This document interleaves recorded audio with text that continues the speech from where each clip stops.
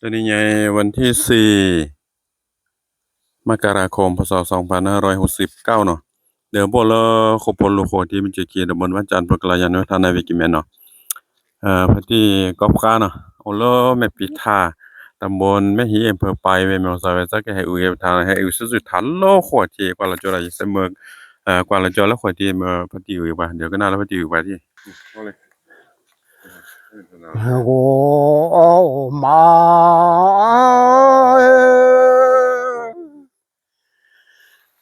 จอแวหอที่เล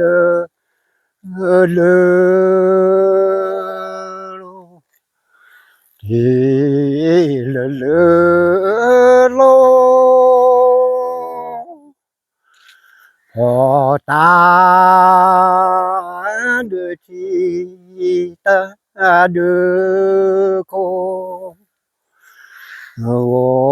มา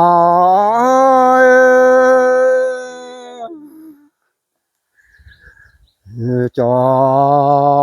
นเม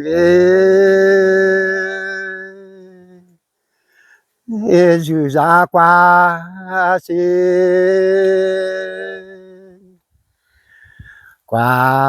สิคีเสคี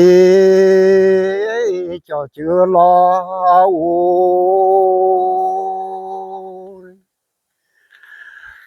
อยู่บ้านน้อง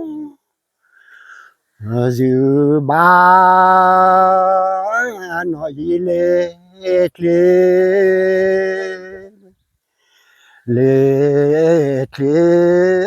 เป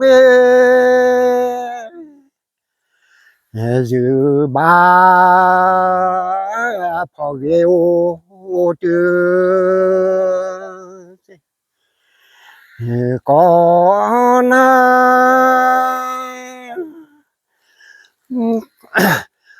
นาเลได้